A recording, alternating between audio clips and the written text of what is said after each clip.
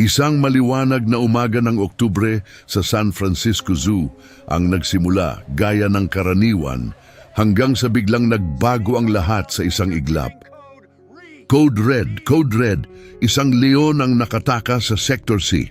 Umalingaw-ngaw ang tinig ni Supervisor Ricardo Morales sa buong zoo mula sa mga speaker, winasak ang katahimikan at pinalitan ito ng matinding takot.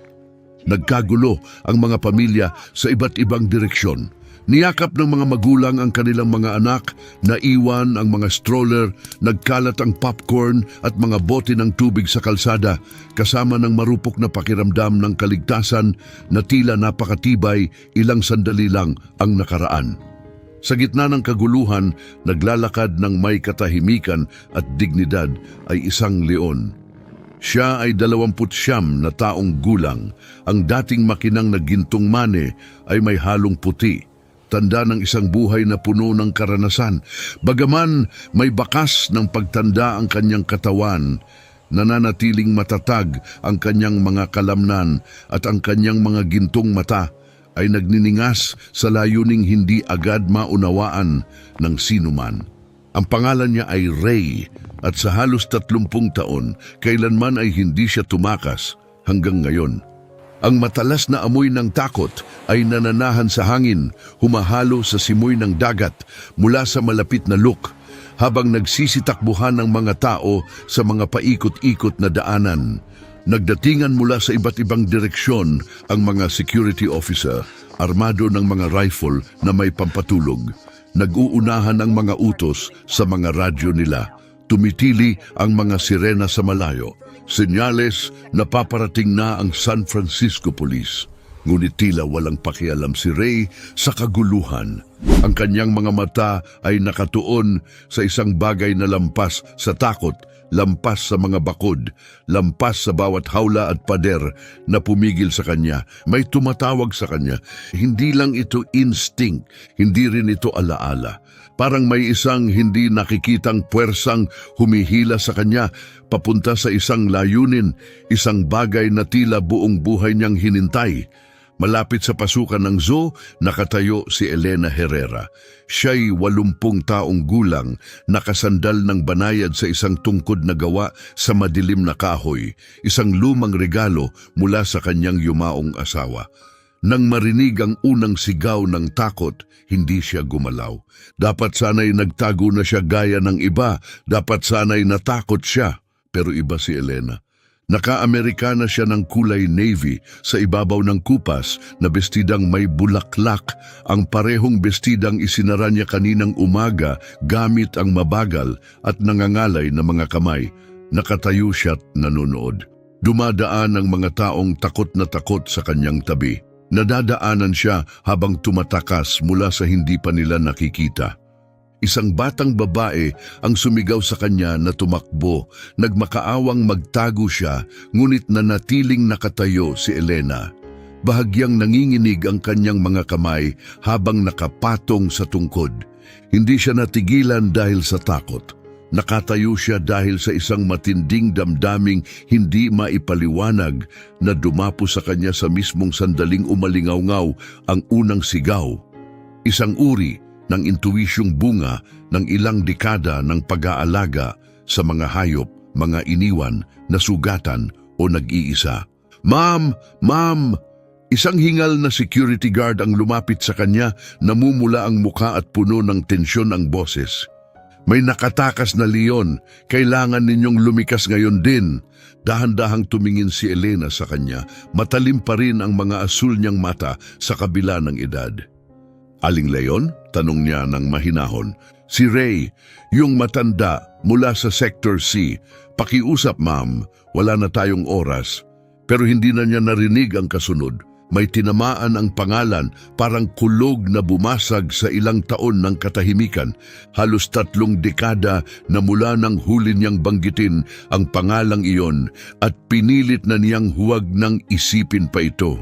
Ngunit ngayon bumuhos ang mga alaala, mga gabing walang tulog, pagpapadede tuwing ilang oras at ang tunog ng batang leon na umiiyak sa dilim na parang isang takot na bata.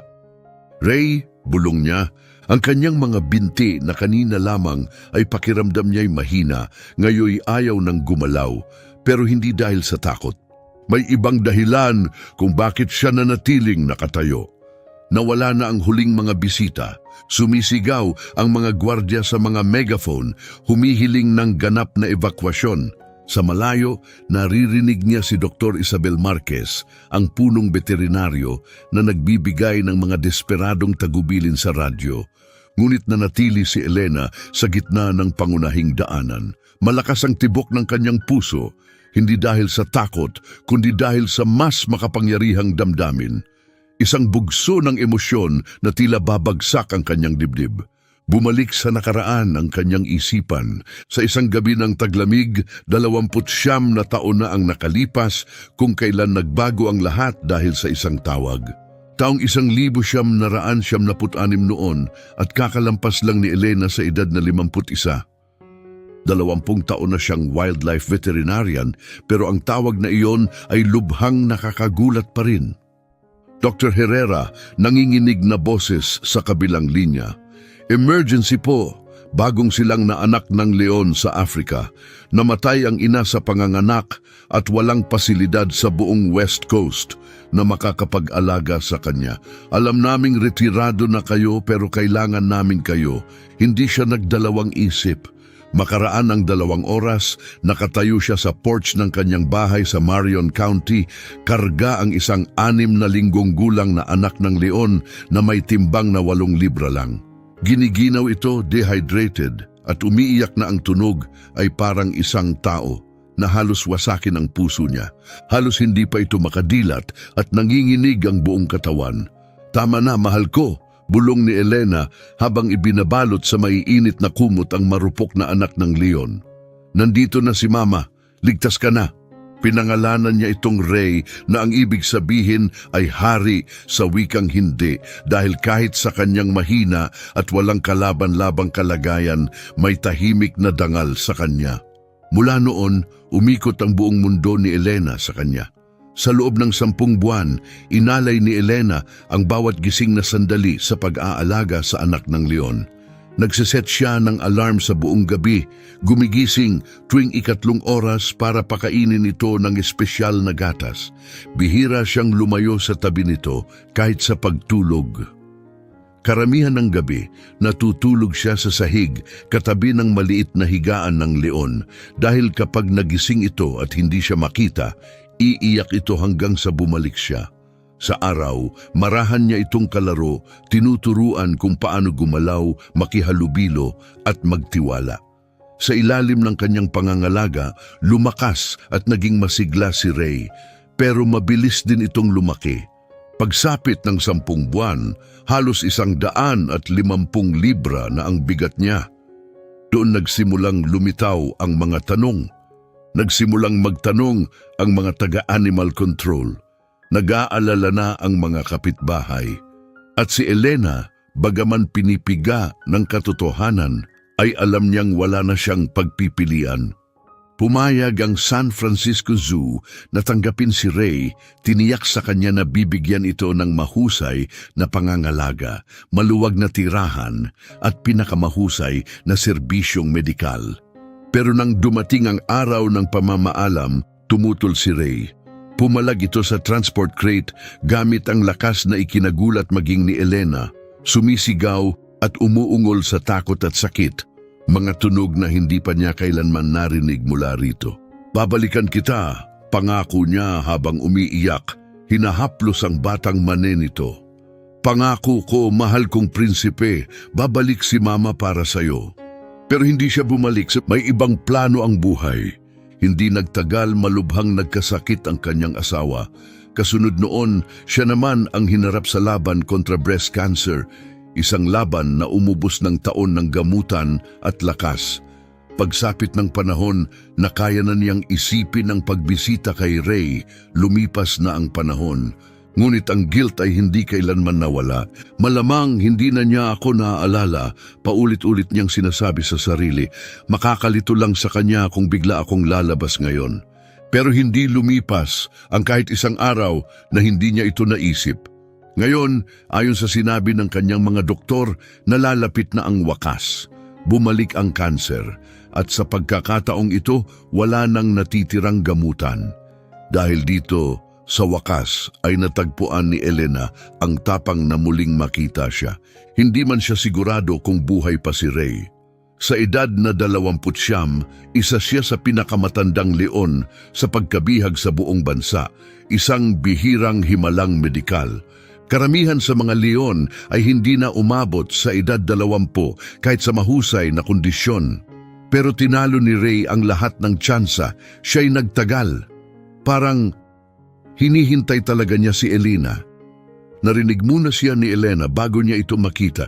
Hindi ito isang unggol, hindi ito ang malalim at mabangis na growl ng isang mandaragit. Isa itong kakaibang tunog, isang mahina, tiyak na tunog, isang tawag mula noon pa. Isang tunog na ginagawa ni Ray noong siya'y isang sanggol pa at gusto niyang makuha ang pansin ni Elena. Pumatak ang luha sa mga mata ni Elena bago pa man siya makita. Hinigpitan niya ang hawak sa tungkod hanggang pumuti ang kanyang mga daliri. Pero hindi na niya kailangang makita pa, ramdam niya ito. May isang bahagi sa loob niya na nakakaalam. Pagkatapos, sa wakas, lumitaw ito. Lumabas si Ray mula sa mga puno na may mabagal ngunit tiyak na hakbang, hindi nagmamadali sa kabila ng edad. Kumikinang sa sikat ng araw ang kanyang mane, halo ng ginto at puti na banayad na sumasayaw sa malamig na hangin mula sa luk. Ang kanyang katawan, bagaman matanda na, ay kumikilos pa rin ng may karangalan gaya ng isang tunay na hari. Pero ang mga mata niya ang nagpapatigil kay Elena. Ang parehong mga mata, gintong kulay, na una niyang nakita noong unang dumilat ang isang nanginginig na anak ng leon. Nakatingin ito diretso sa kanya. Matiyaga, maliwanag, na parang kailanman ay hindi siya nakalimot. "Oh Diyos ko," bulong ni Ricardo Morales sa radyo mula sa security control room. Papunta siya sa matandang babae.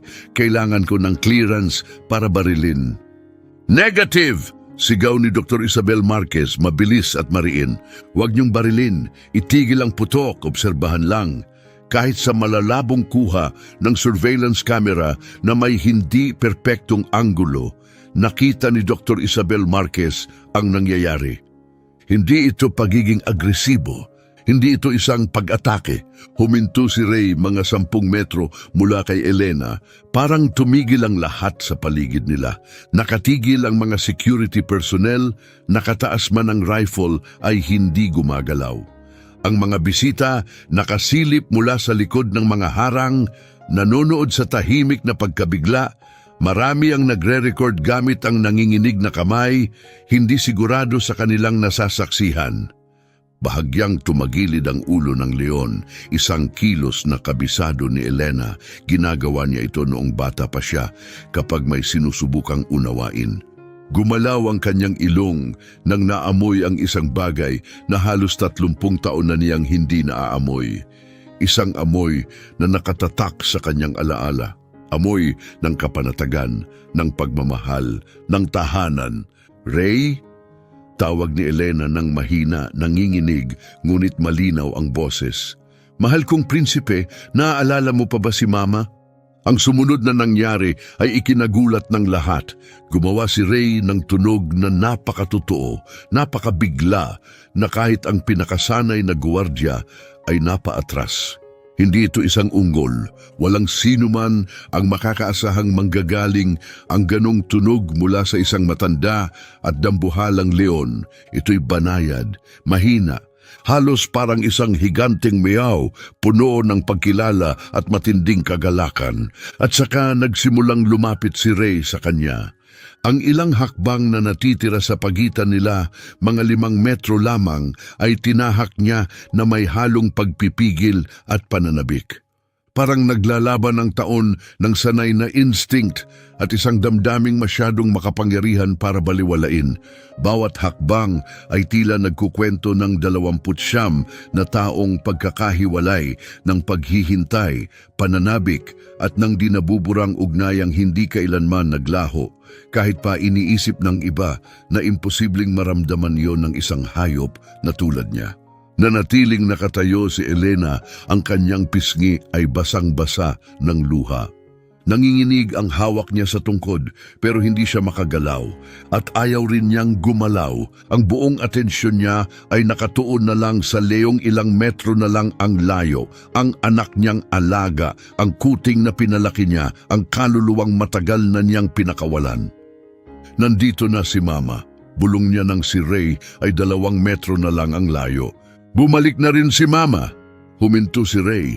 Sapat na ang lapit para makita ni Elena ang maliliit na peklat sa palibot ng bibig nito. Mga bakas ng isang buhay na puno ng karanasan. Napansin niya ang bahagyang malabong bahagi sa mga mata nito, hudyat ng katandaan, marahil ay katarata. Maging ang paghinga nito ay may bigat na ng panahon, dahan-dahang umaangat at bumababa ang mga tadyang sa ilalim ng gintong balahibo. Hindi na ito ang munting kuting na minsan niyang kinupkop. Matanda na ito ngayon, isang leon na nasa dulo na ng kanyang paglalakbay. Ngunit nang magtagpo ang kanilang mga mata, may nakita si Elena na hindi nagbabago. Ang batang leong minsang umiiyak sa gabi para sa kanyang kalinga. At saka gumawa ng huling hakbang si Ray palapit. Ang nangyari sa sandaling iyon ay nasa pool ng 2 ng kamera, cellphone at surveillance footage. Makalipas lang ng ilang sandali, makikita ito ng buong mundo. Pero walang kahit anong aparato ang kayang iparamdam ang tunay na naramdaman noon. Ibinaba ni Ray ang kanyang dambuhalang ulo, dahan-dahan at may pag-iingat na parang nauunawaan niyang marupok na ang babaeng nasa harap niya. Marahan niyang idinikit ang kanyang ilong sa malayang kamay nito na para bang nagtatanong, "Naalala mo pa ba ako?" Napasinghap si Elena. Isang higbi ang sumabog mula sa kaibuturan ng kanyang dibdib at pumuno sa katahimikan ng zoo. Ang kanyang kamay, nanginginig sa emosyon at panghihina, ay lumapat sa kanyang mani. Hinaplos ng kanyang mga daliri ang balahibo, magaspang na sa edad, pero hindi maikakailang pamilyar. "Anak ko," umiiyak niyang bulong, "mahal kong anak, tingnan mo kung gaano ka nakalaki." Sumagot si Ray sa paraang hindi pa kailaman nasaksihan ng mga tauhan ng zoo. Sinimulan niyang ikiskis ang kanyang malaking ulo sa mga binti ni Elena, mabagal at may ingat, parang isang dambuhalang pusang naghahanap ng lambing. Ngunit may pag-iingat sa bawat kilos.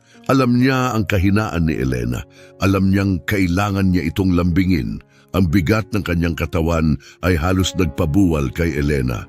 Nadulas ng bahagya ang kanyang tungkod pero umayos agad si Ray. Ikinalso niya ang sarili sa katawan ni Elena. Inalalayan siya gamit ang kanyang malaking katawan. Pinatatag siya, niyakap siya. Naalala niya, pagkatapos ng lahat ng taon, hindi niya nakalimutan kung paano siya minsang niyakap ni Elena. Ngayon, siya naman ang yumakap sa kanya. Si Ricardo Morales, balot ng damdamin, ay ibinaba ang kanyang tranquilizer rifle. Malayang dumaloy ang kanyang luha.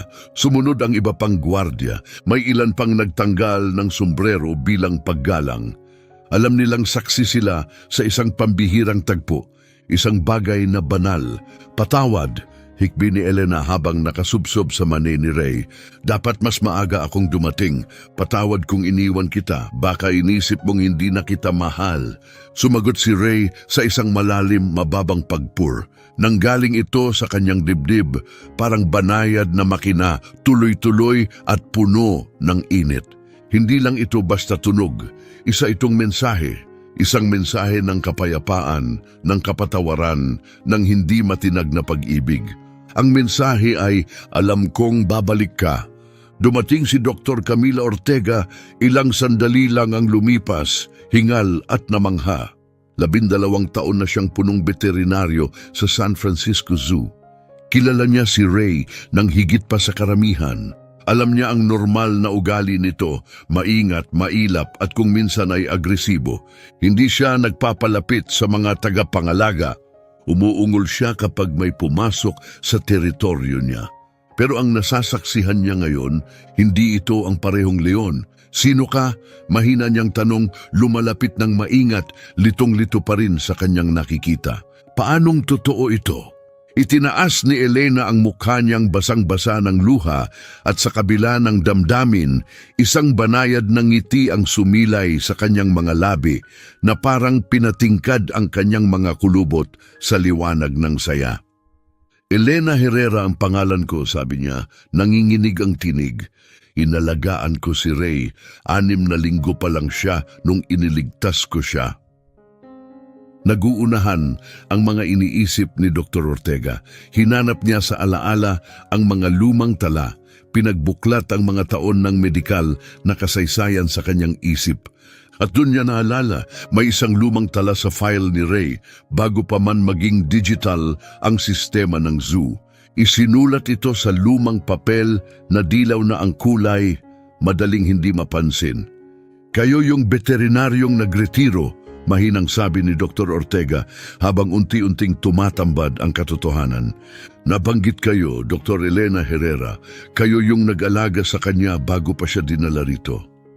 Oo, sagot ni Elena habang patuloy na hinahaplos ang makapal na mani ni Ray. Sa loob ng 10 buwan, ako ang mundo niya. Pinapakain ko siya tuwing 3 oras, nagpupuyat gabi-gabi at namuhay sa pinakamahihirap pero pinakamasasayang araw ng buhay ko. Walang nasabi si Dr. Ortega, nakatayo lang siya at nakamasid, namamangha habang nananatiling kalmado si Ray sa tabi ni Elena. Ang parehong leon na may mahabang record ng pagiging agresibo sa mga tagapangalaga. Ang parehong leon na tumatanggi sa malapitang pakikisalamuha.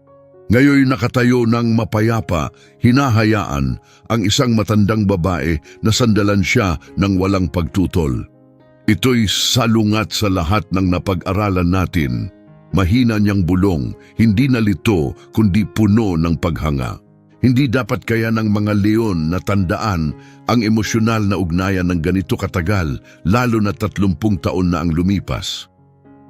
Tumingala si Elena, basang-basa pa rin ang mukha sa emosyon. Siguro, mahina niyang sagot, hindi pa natin lubos na nauunawaan kung paano talaga tumitibok ang puso ng isang leon. Habang nagkakaroon ng hindi kapani-paniwalang muling pagkikita sina Elena at Ray, sinusuri naman ni Ricardo Morales ang mga security logs upang maunawaan kung paanong nangyari ang lahat ng ito. Malinaw sa internal system ng zoo ang sunod-sunod na kaganapan na naging sanhi ng pagtakas. Lahat ay nagsimula kay Luca Benitez, isang 19 na taong gulang na intern na nasa unang linggo pa lang ng trabaho. Nang umagang iyon, inatasan siya ng kanyang supervisor na si Andres Rivas na i-check ang lahat ng kulungan sa Sector C matapos ang paglilinis. Isa itong simpleng gawain, karaniwan at halos imposibleng magkamali. Halos, ipinakita sa security footage si Luca na nag-iikot mula gate patungong gate, sinusuri ang bawat isa gaya ng iniutos.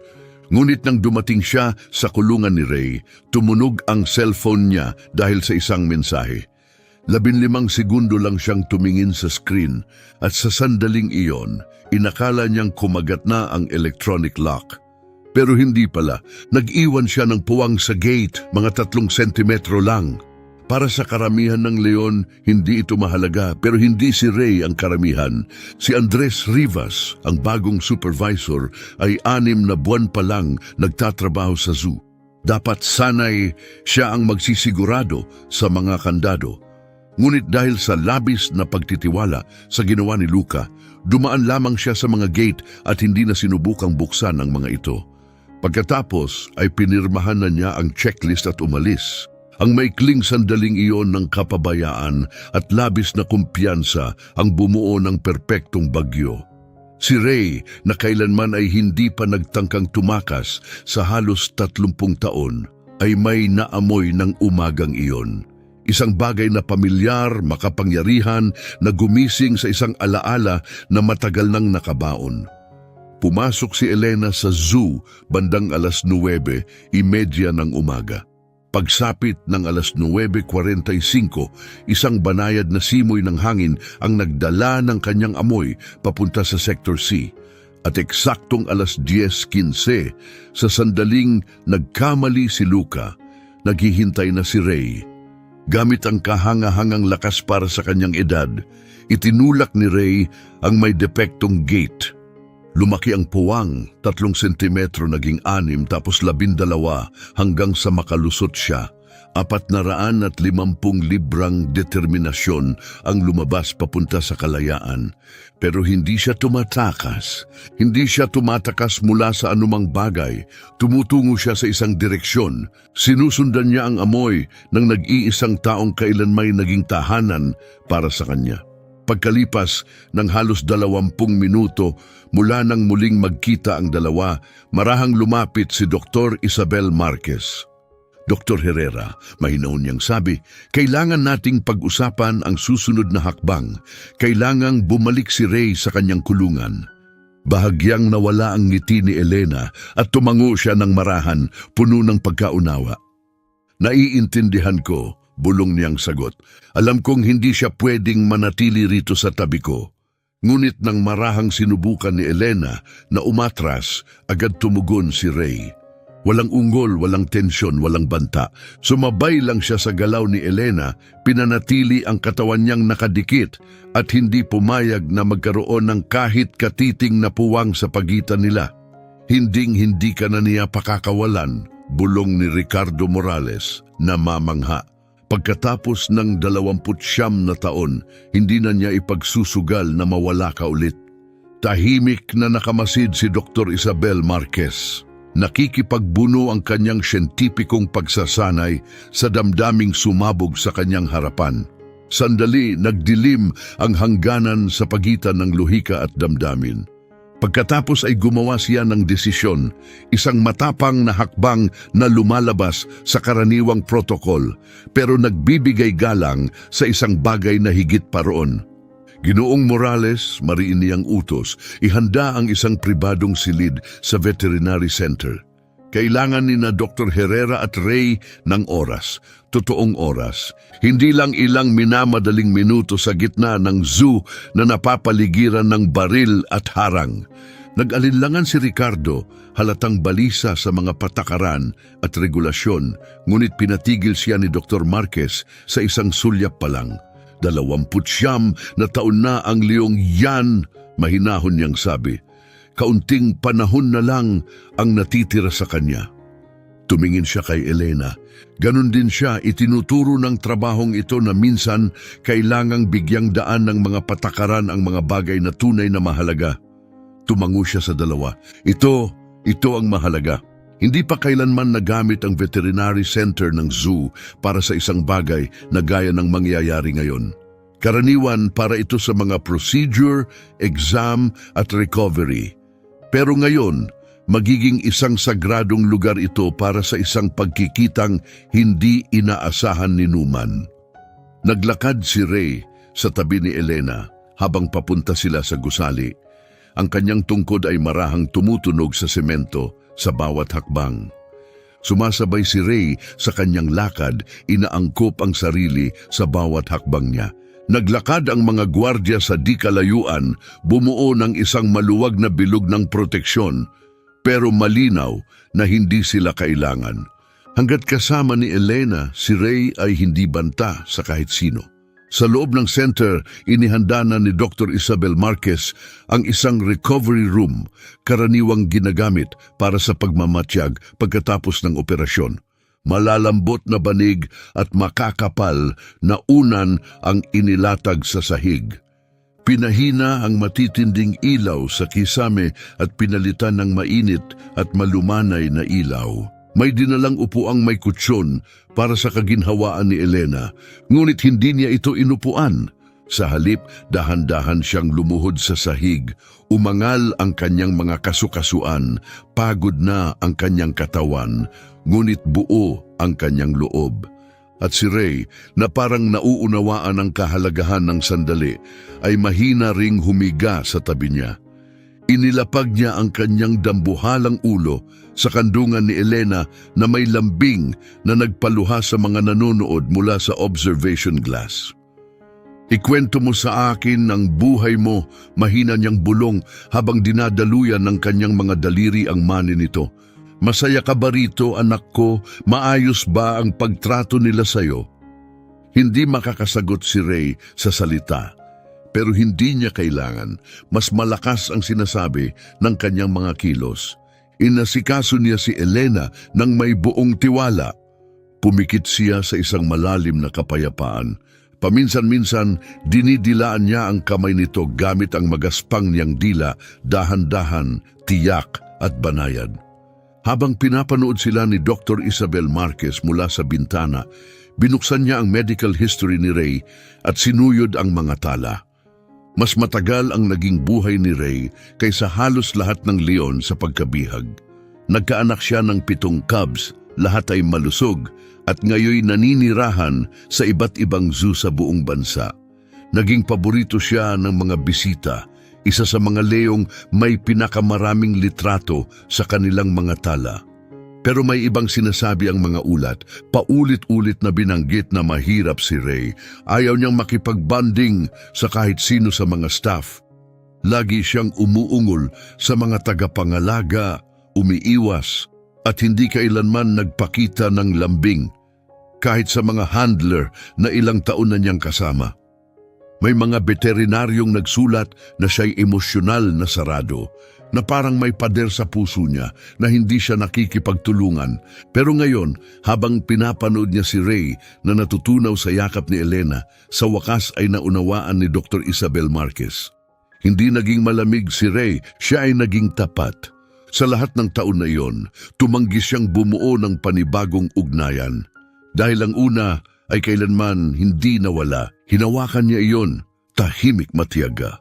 Naghihintay sa iisang taong unang nagmahal sa kanya habang magkasamang ginugol ni na Ray at Elena ang mga sagradong oras na iyon, nagpasya si Dr. Isabel Marquez sa isang bagay pa. Hindi maaaring itago ang sandaling ito, hindi para sa atensyon, hindi para i-promote ang zoo, kundi dahil kailangang makita ito ng mundo, kailangan ng paalala na may hiwaga pa ring umiiral. Kinuha niya ang telepono at tinawagan si Dr. Mateo Delgado, isang kilalang mananaliksik sa UC Berkeley na 20 taon nang nag-aaral ng alaala at damdamin sa malalaking pusa. Matapos ipaliwanag ni Dr. Isabel Marquez ang lahat sa telepono, tumahimik ng matagal ang kabilang linya. Hindi dapat ito posible. Sa wakas ay sabi ni Dr. Delgado, puno ng pagkamangha ang tinig kaysa pagdududa. Pero naniniwala ako sa iyo. Makakarating ba ako sa loob ng 1 oras? Dumating siya gaya ng ipinangako, may dalang maliit na grupo at hindi halatang kagamitan para sa pag-record. Ngunit hindi tulad ng dumaraming mga mamamahayag sa labas ng gate, lumapit si Dr. Delgado ng may paggalang. Agad niyang naramdaman ang bigat ng nangyayari. Dr. Herrera, mahinahong sabi niya, lumuhod malapit ngunit maingat na hindi sirain ang koneksyon ni Elena at Ray. Maaari ba naming idokumento ang sandaling ito? Hindi para sa media, hindi para sa balita, kundi para sa pag-unawa, para sa agham. Tumingin si Elena kay Ray pagkatapos ay bumaling kay Delgado. Kung, malinaw niyang sinabi, makakatulong ito sa mga tao na makita ang katotohanan, na ang mga hayop na ikinukulong natin may damdamin sila, may alaala, marunong silang magmahal. Iyan mismo ang nais kong ipakita, taos-pusong tugon niya. Sa mga sumunod na oras, tahimik na kinuhanan ng video ng grupo habang nakaupo si Elena sa tabi ni Ray, nakapatong ang kanyang kamay sa makapal nitong balahibo. Maingat na nagtatanong si Dr. Delgado, inaalam ang mga buwang inalagaan niya ang kuting. Ibinahagi ni Elena ang mga alaala na nagpatahimik sa kahit pinakabeteranong siyentipiko. Ikinwento niya ang tungkol sa mga bangungot ni Ray at kung paanong tanging ang mga lulabay mula sa kanyang kabataan ang nakakapagpakalma rito. Ikinuwento rin niya ang lumang kumot na palaging dala ni Ray, kagat-kagat sa kanyang maliliit na ngipin. Naalala niya kung paanong natuto itong maging mahinahon matapos siyang masugatan nito minsan ng hindi sinasadya. Nagkunwari siyang malubha ang sugat niya. Umubra ang drama. Naintindihan ito ni Ray. Hindi lang siya hayop na inalagaan ko, sabi niya. May luha sa mata, ngunit matatag ang tinig. Parang anak ko siya. Alam kong may mga taong hindi makakaunawa, pero ang pag-ibig ay walang pakialam sa uri.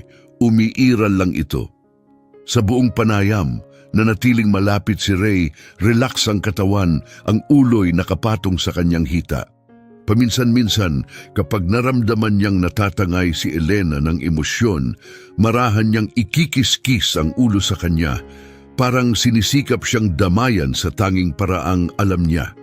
Habang lumilipas ang mga oras at palubog na ang araw, alam ni Elena na may isa pang katotohanan siyang kailangang ibunyag.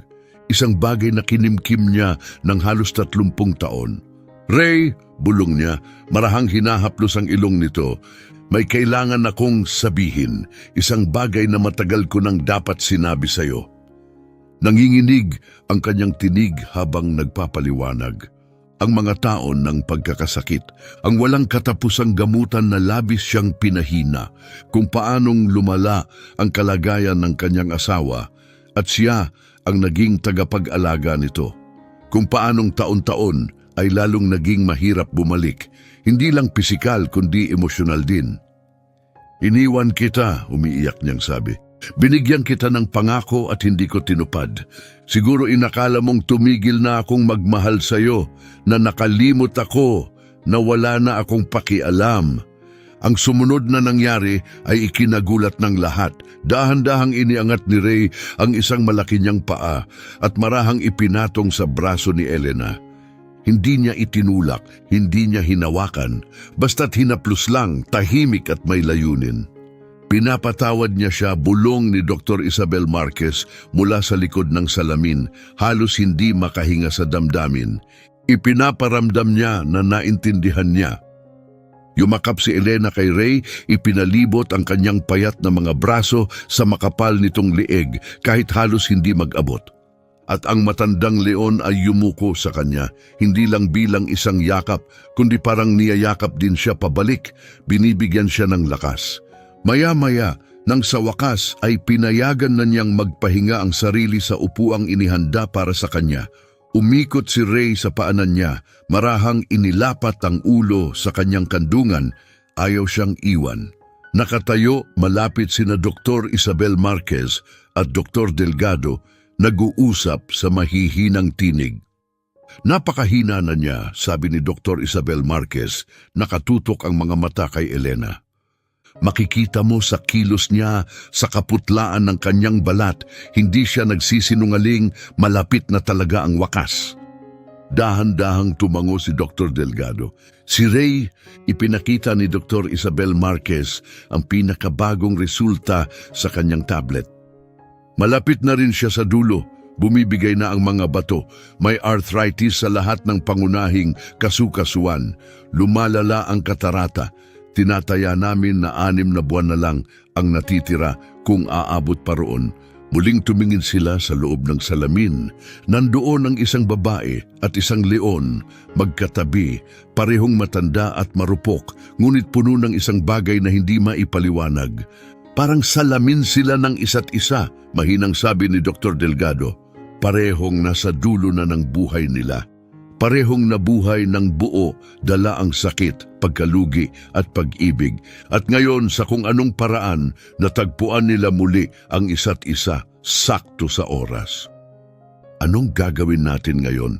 Tahimik na tanong ni Dr. Isabel Marquez. Hindi niya pwedeng iuwi si Ray. Isa siyang leon na may 450 libra at malubhang mga karamdaman. Pero pagkatapos ng lahat ng nakita natin, paano natin sila muling paghihiwalayin? Huminto si Dr. Delgado, malalim na nag-isip. Gaano pa katagal ang natitira sa kanya? Tanong niya. Base sa nakikita ko, tugon ni Dr. Isabel Marquez, 3 hanggang 6 na buwan, baka mas maikli pa. Ganon din si Ray, mahinang sabi ni Dr. Delgado. Dr. Isabel Marquez, ang isusuggest ko ay labag sa lahat ng patakaran, pero pinakita mo na ngayong araw na minsan mas mahalaga ang tamang desisyon kaysa sa alituntunin. Sumunod ang 2 oras ng matinding diskusyon. Tinawag ang lupon ng zoo, mga abogado at mga espesyalista sa etika ng hayop. Pinag-usapan ng mga panganib, ang mga responsibilidad at kung ano ang makatao. Sa huli, nagkaisa sila. Bibigyan si Elena Herrera ng espesyal na pahintulot na makita si Ray araw-araw sa loob ng veterinary center. Magkakaroon siya ng pribadong silid na nakalaan lang sa kanya.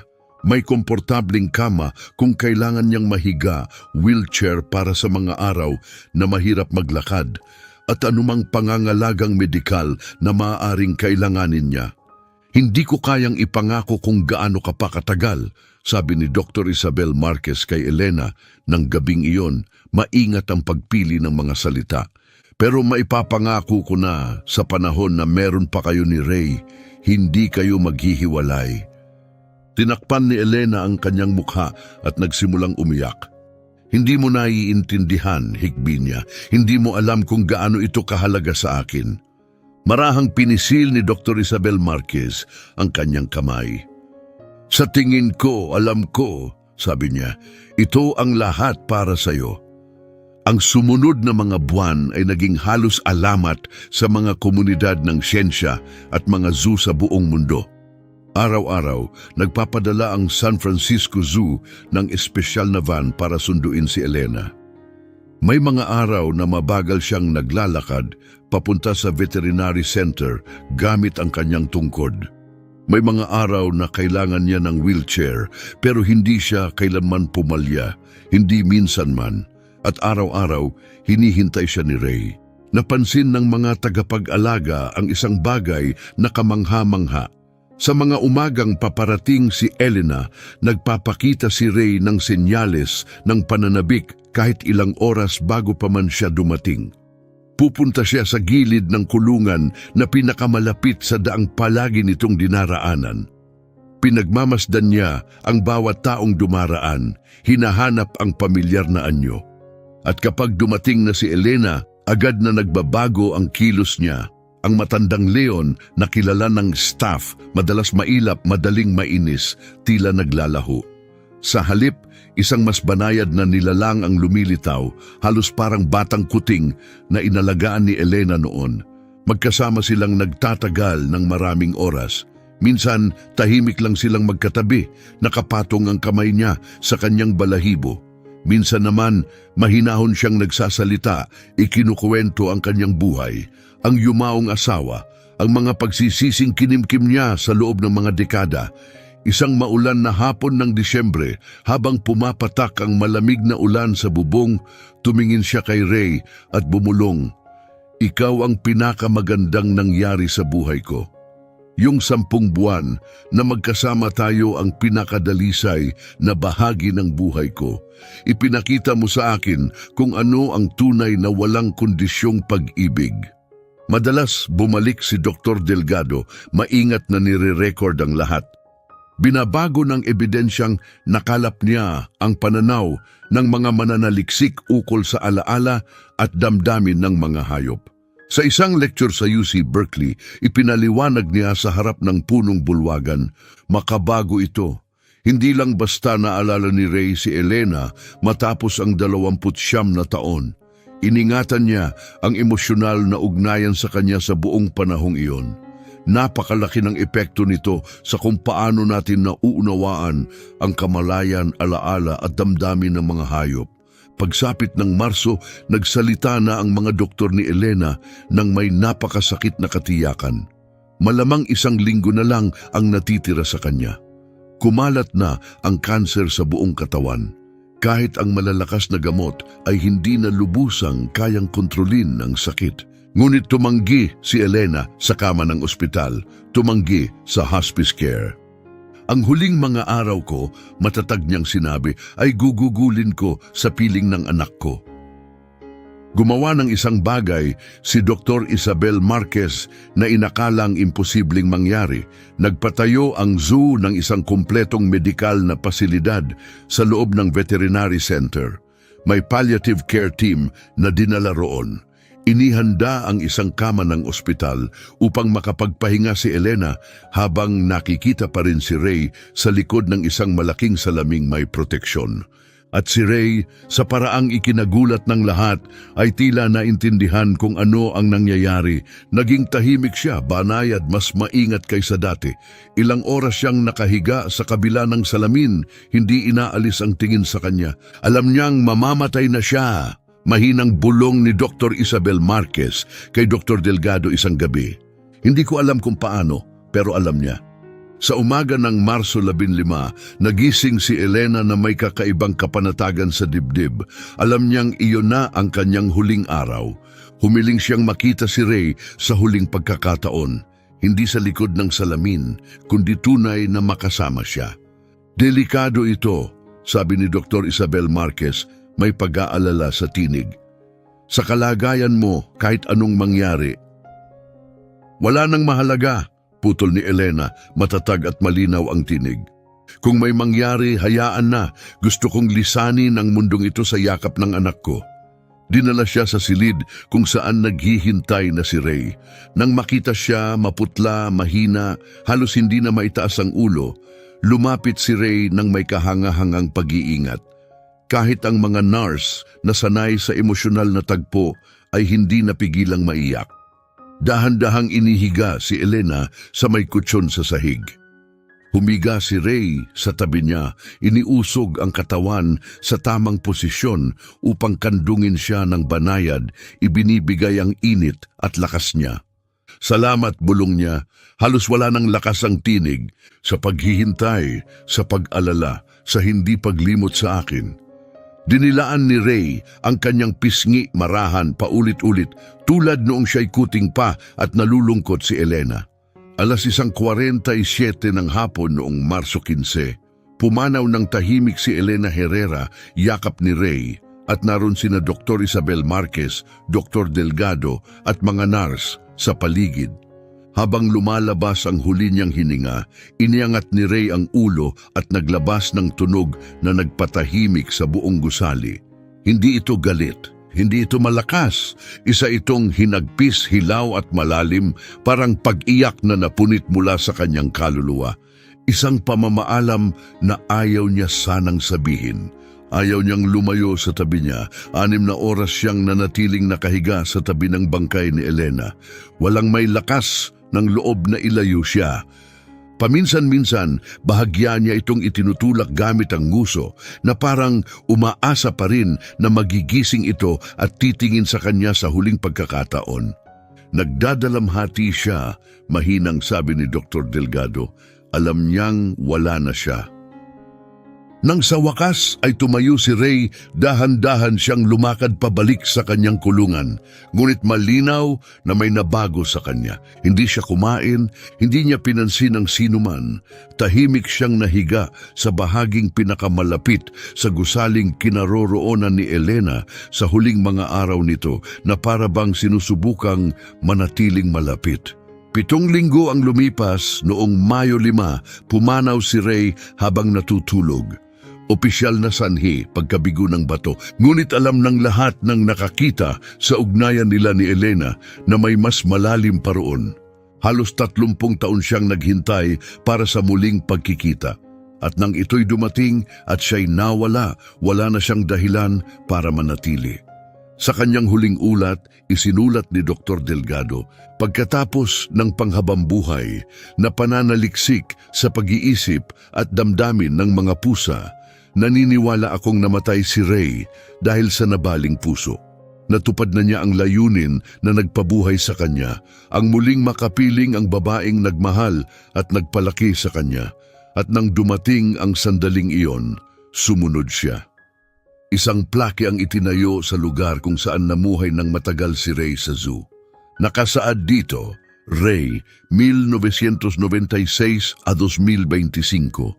Dr. Elena Herrera, 1944 a 2025. Dalawang pusong muling nagtagpo sa kabila ng panahon.